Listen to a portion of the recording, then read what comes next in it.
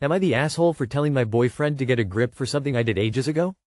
20F, am honestly just weirded out by my boyfriend, 20 male, reaction. We were talking about drugs somehow and it came up in conversation. He asked me if I had ever smoked a cigarette before and he knows I've done it at least once and I said yeah I had. I first tried it when I was like 16-17, and he asked how many times and I said I don't know, I wasn't counting. Not that it's a lot because it isn't, but just literally cause I wasn't counting how many times. He then was just acting as if I've taken a class A drug right in front of him, acting so shocked and surprised. I was saying his reaction is just really childish and he should grow up, as most teenagers have tried a cigarette at least once or anything similar.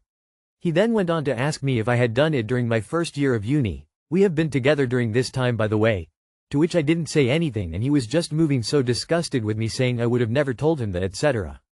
I'm just thinking it isn't that deep. I've only done it with friends to be sociable. I haven't even done any proper drugs in my life. Rolling on the floor laughing, rolling on the floor laughing.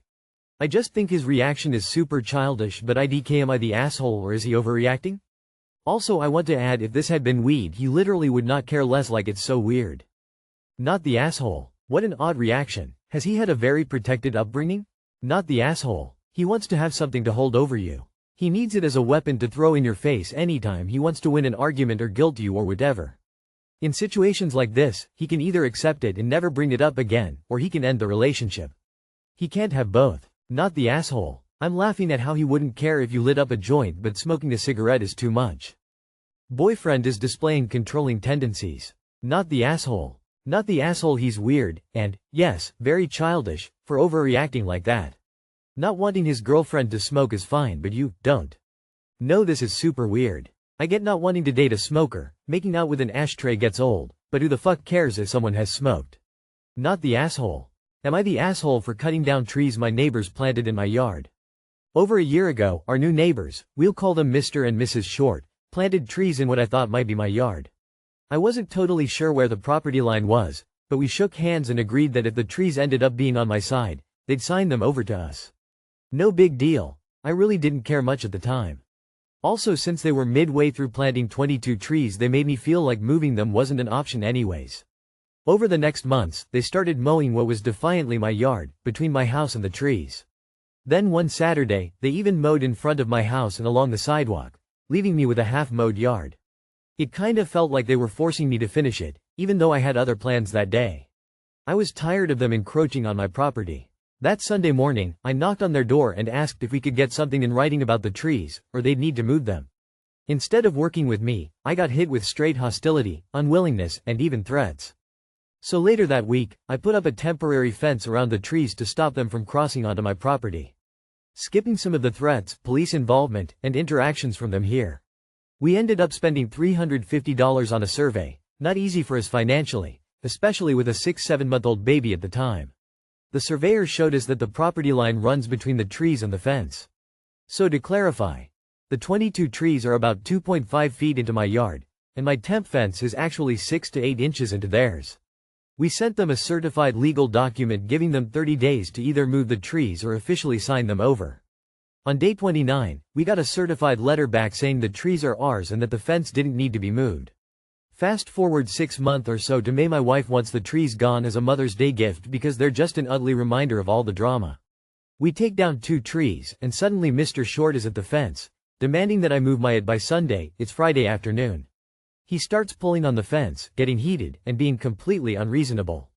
I got a video of this. It's not enough to count as a crime but proof of his temper and outrage. Mr. Short constantly makes threats, then follows it with, "That's that law," and insists we call the cops. At this point both of them are belittling not just me and my wife but also our now almost 18-month-old child. While we are waiting for the cops, things I can mention them saying are, "How do you sleep at night?" and, "I hope your child doesn't follow in your footsteps," or something along those lines. Police come up with a resolution for me to move my fence in 30 days.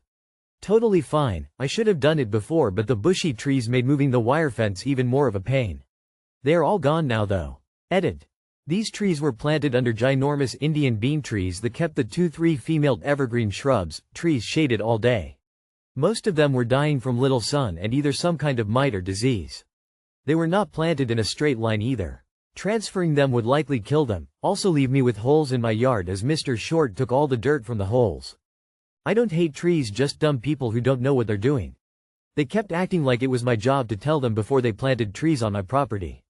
But in my opinion, it's their responsibility to know their own property boundaries, not mine. Not the asshole, but like again, is that not obvious? Your property tree on your property crossed all of your T's, dotted the I's on paperwork, got rid of the trees. How could you possibly be the asshole here? Tears of joy. You guys addicted to drama? Deciding to resurrect drama a year later as a way of celebrating Mother's Day? You're both shitty neighbors that chose pettiness at every turn. You shook hands when they were planting trees, then got butthurt about the lawn. SMH. How did they belittle your kid exactly? Why can't you take care of your own lawn? Only victims here are the trees. Personally, I wouldn't have started cutting down trees until I got my fence off their property. That was pretty dumb, and you should have seen their reaction coming. Who has time for this? Everyone sucks here. Your neighbor sounds awful, but you're here gloating about cutting down 22 trees. Who does that? We should be planting more trees, not cutting them down just to be petty. Am I the asshole for suggesting a celebration of life for my mother-in-law knowing no one would show up? I, 40F, and my husband, Jackson, 40M, have been together for 25 years, married for 18. We have 3 kids and one, bonus, person who is like family. His older brother, Henry, is single with no kids and lives on the West Coast. Their mom, Ashley, has always been difficult. To say she's burned pretty much every bridge she's had is an understatement. She didn't just burn them, she nuked them to oblivion. Last year, Jackson and his aunt, Alma, worked their butts off getting Ashley into a local nursing home after she started showing signs of memory loss. She had moved back to our hometown, and it was clear she needed help. They did everything right, got her safe and settled. Well, Henry had a full-blown tantrum when he found out. He flew in, yanked her out of the nursing home without even visiting first, and flew her over to the West Coast. No consideration for the long-term impact or her care needs. About 6 months in, the person she was living with kicked her out. Henry's solution? He shipped her to us. Literally. No warning, no supplies, no appropriate clothes. Just, I'm sending her to you and I'll come deal with her when I can. He's still yet to visit, and it's been over 1.5 years. Seeing that, Jackson got POA over Ashley, so Henry couldn't do this again. We helped get her set up here with care and stability, and guess who hasn't helped at all? No financial support, no emotional support, no visits. Henry's just checked out, checking in when it's convenient for him. Fast forward to now. Ashley has another serious infection, her second in about months or less. She hadn't even fully recovered from the last infection, and the doctors have said she has 4 to 5 months left, and that's being generous. No one here is close to her. There's no community, no friends, no family, except Jackson, myself and our kids, that stayed connected. She's alienated literally everyone. Here's where I might be the I suggested to Jackson that when she passes, we do a small funeral at our church. She's not a member, but our pastor would likely be willing to officiate. We'd invite people who knew her and maybe even her sister from back in her home state, who I've cussed out before, long story. If no one shows up, that's fine. But then I suggested we throw a separate celebration of life, where we invite our friends, church family, and people who care about Jackson, just to show him that he's not alone. That he is supported and seen, even if his mother won't be missed. Henry would probably flip out at this, like he does at everything. And I wonder if it's wrong to even bother with something like this when the person was so toxic. But I'm not doing it for her. I'm doing it for him. So, Reddit. Am I the asshole for wanting to throw a celebration of life for someone who won't be mourned, just so my husband feels supported? Not the asshole. You're looking after your husband. Funerals are actually for the living, not the dead. However, please make sure that you somehow tell the people you are inviting to the celebration of life that it is for Jackson, not his mother. Otherwise, they might again not show up. So the question is, am I the asshole for doing something for your mother-in-law despite how she acted? And then do something to support your husband after his loss. Because his brother will throw a tantrum? And somehow the adult throwing an unhinged tantrum over nothing is at all important in this scenario? No, absolutely not the asshole. Support your family and zero consideration should be given to anyone upset by those actions. I think, not the asshole. Whatever you do will be wrong in Henry's eyes, but it is weird to have 2 funeral type things. The funeral is for the living. Anyone who would come to a celebration of life for your husband should come to the church funeral. Just hold the one event. I don't see a need for a second event. People will come to the funeral to support you and your husband, even if they don't know your mill. Having a second celebration of life almost sounds like a celebration that she's dead. You are the asshole. Have either a funeral or a celebration of life, but don't do both. They are training physically, mentally, and emotionally. Why put your husband through that twice? If people aren't willing to come to a funeral to support your husband, then they aren't really friends anyway. So, if your husband would prefer a funeral, then do that. Or, just do a celebration of life. Realistically, they are the same thing. Not the asshole. Funerals aren't for the dead, they're for the living. If your husband would feel supported and better, go for it. Am I the asshole for telling my niece she's not welcome anymore? Okay, I'm not really a Reddit user, but I have an account, and so does my brother, who's part of this story. I'm using a fake one just in case he sees this, because it could make things worse. My husband and I are financially comfortable. We both work, in the dental field. I sold my practice about a year ago, and he plans to sell his in a few years. I have 2 older brothers and 2 younger sisters. This is about my 47-year-old brother. He lost his job during COVID and hasn't been able to hold one down since. His wife got a job through a family friend, but they still struggle financially, especially with 4 kids. I try to help when I can. I've paid for school supplies, groceries, toys, games, activities, and I take the kids out once or twice a month to give them a break. Their oldest, my 12-year-old niece, has been acting out. It started last Christmas. I hosted a cousin's sleepover for winter break. In 6 days, she 1. Got mad during a game and smashed the iPad I bought for the kids. 2. Broke a vase while roughhousing. 3. Refused to go skiing and trashed the cabin while we were gone. 4. Was mean to the other kids. Afterward, I talked to her and her parents and we moved on.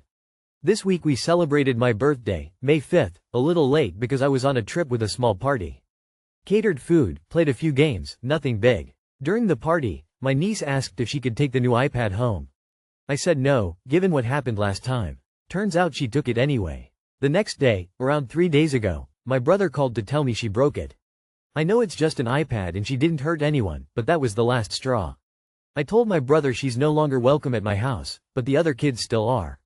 That's when my sister-in-law called me and blew up on me, called me a selfish bitch, and said none of her kids would be coming over anymore because she won't let one be excluded and doesn't want my attitude rubbing off on them. I hung up on her and she sent a string of nasty texts.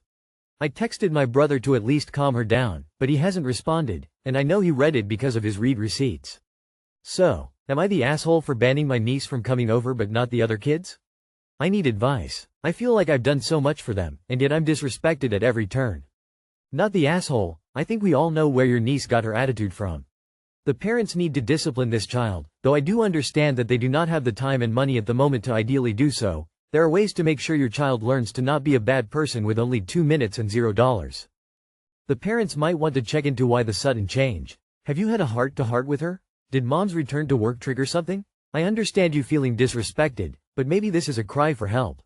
Or she is a brat. But it's best to pin down things before jumping to banning her. I had to make a shorter post because the other one was taken down for being too long. I didn't want to take up more characters, so I'm saying this in the comments. So, she's destroyed 2 iPads at this point? Not allowed her anymore, and it's time or the family to make it on their own since they are so negligent in teaching manners or gratitude. Not the asshole, but you are close to being a pushover. Not the asshole. Your niece is horrible and needs to learn that there are consequences for her actions. Please stop financially helping out your 47-year-old brother. I realize you mean well, but that is not how they should be repaying you for your kindness and generosity, either. My sense is that your brother, Sil, probably talk about how much you both have and probably comes off as being resentful, to which your niece overhears this bullshit of theirs. The fact that you're wealthy is none of their business, nor do you owe them any of your hard-earned either. Let them figure out how to get themselves out of that financial hole of theirs. Sil, banning her kids, family from your home is actually a blessing in disguise. Not the asshole.